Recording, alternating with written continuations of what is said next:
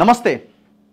ప్రభుత్వాలు మీడియా మీద ఏదో ఒక సందర్భంలో ఆంక్షలు పెడుతూనే ఉంటాయి. మీడియా ప్రభుత్వానికి అనుకూలంగా వార్తలు రాస్తేనే వాళ్ళకు సంతోషంగా ఉంటుంది. మీడియా ఎప్పుడైతే ప్రభుత్వంలో ఉన్న వాటిని ఎత్తి చూపుతుందో అప్పుడు ప్రభుత్వాలకి కోపం వస్తుంది, నాయకులకు కోపం వస్తుంది.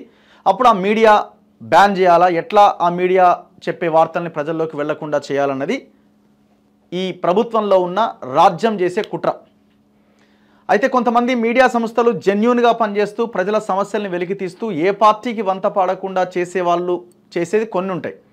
కొన్ని ఏదో ఒక పార్టీ పెట్టిన ఛానల్ కానీ ఏదో ఒక నాయకుడు ఒక పార్టీకి సంబంధించిన వ్యక్తి పెట్టిన ఛానల్ అయి ఉండి ఆ వ్యక్తి అధికార పక్షం పైన బురద జల్లొచ్చు, అధికార పక్షానికి చెందిన ఛానల్ అయి ఉంటే ప్రతిపక్ష మిగతా పార్టీల మీద బురద జల్లొచ్చు. సో ఇట్లా మీడియా వ్యవస్థ అన్నది మారిపోయింది. అయితే ఇప్పటికే ఒక డిస్కషన్ ఉన్నది, ఏ పార్టీకి ఆ పార్టీ ఛానల్ ఉండిపోయింది, ఈ వ్యవస్థ ఈ రకంగా ఉన్నదని. కానీ ప్రజలు అన్నీ గమనిస్తూ ఉంటారు. ప్రజలు ఏ రకమైన మీడియా సంస్థని కూడా వాటి మీద ఆంక్షలు పెట్టాలనే ప్రయత్నం చేసినా ఆ ప్రభుత్వాన్ని తప్పుపడతారు. ఎందుకంటే ఆ మీడియా సంస్థ మీద ఒకవేళ మీకు వాళ్ళు రాసే వార్తల మీద మీకు ఏదైనా ఇబ్బంది ఉన్నా మీరు లీగల్గా చట్టబద్ధంగా ఇంకేదైనా చేయొచ్చు. కానీ ఇవాళ రేపు ఏం జరుగుతుందంటే గవర్నమెంట్ రాగానే ఏ మీడియా సంస్థలు అయితే వాళ్ళకు వ్యతిరేకంగా పనిచేసినాయో, లేదు ఏ మీడియా సంస్థలు అయితే కొంత ఇబ్బందిగా వాళ్ళకు అనిపిస్తాయో వాటిని బ్యాన్ చేయడం స్టార్ట్ అయిపోయింది. గతంలో కేసీఆర్ని చూసినాం. గతంలో ఒక 2-3 సంస్థలు కేసీఆర్కి వ్యతిరేకంగా వార్తలు రాస్తున్నాయని వాటిని బ్యాన్ చేసిండు. దాని తర్వాత ఆంధ్రప్రదేశ్లో జగన్మోహన్ రెడ్డిని చూసినాం. జగన్మోహన్ రెడ్డి కొన్ని మీడియా సంస్థల మీద ఉక్కుపాదం మోపిండు. ఇప్పుడు చంద్రబాబు నాయుడు గవర్నమెంట్ వచ్చింది. సో ఆనాడు కేసీఆర్ని ప్రజలు పక్కన పెట్టిరు, జగన్మోహన్ రెడ్డి చేసినందుకు జగన్మోహన్ రెడ్డిని ప్రజలు పక్కన పెట్టిరు, ఇప్పుడు పక్కన పెట్టిరు. ఇప్పుడు చంద్రబాబు నాయుడు రావడంతోనే ఒక 4 ఛానళ్ళ మీద పడ్డాడు. ఆయన కూడా ఏంటంటే ఈ 4 ఛానళ్ళు గతంలో జగన్మోహన్ రెడ్డికి అనుకూలంగా పనిచేసినాయి, మాకు వ్యతిరేకంగా పనిచేసినాయని ఆయన వాటి మీద ఉక్కుపాదం మోపిండు.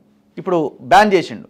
సో ఢిల్లీ హైకోర్టు ఇమీడియట్గా ఈ రీస్టోర్ చేయాలి, వెంటనే ఇది మీడియా స్వేచ్ఛను హరించడం తప్ప ఇంకొకటి కాదు అని ఢిల్లీ హైకోర్టు చాలా స్పష్టంగా చెప్పింది. సో మీడియా మీద ఆంక్షలు ఏంటి అని ఒకవేళ మీకు నచ్చకపోయి ఉండొచ్చు.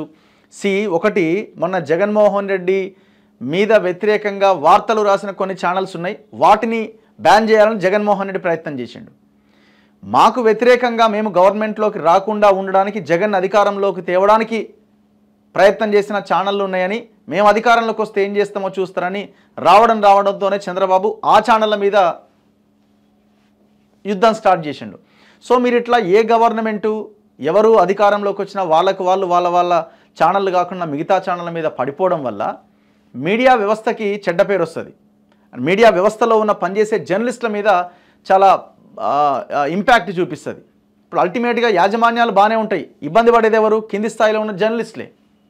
కింది స్థాయిలో ఆ మీడియాలో పనిచేసే జర్నలిస్టులు మిగతా సిబ్బంది అంతా చాలా సఫర్ అవుతారు, వాళ్ళ ఉద్యోగాల మీద ప్రభావం చూపిస్తుంది.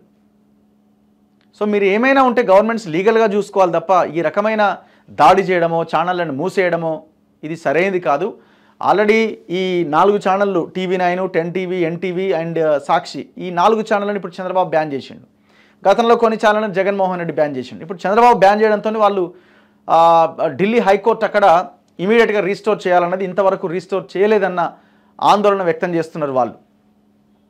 సో గవర్నమెంట్స్ బాధ్యతగా ఉండాలి, దాంతోపాటు మీడియా కూడా బాధ్యతగా వ్యవహరించాలి. ఏ పార్టీకి కొమ్ము గాయకుండా మీడియా ప్రజల కోసం పనిచేస్తే ఇలాంటి సమస్యలు కూడా రావు. సో ఒక జర్నలిస్ట్గా నాకు ఈ అంశం పైన స్పందించాలి అనిపించి మాట్లాడుతున్నా. చూస్తూనే ఉండండి మన తొలివేలు.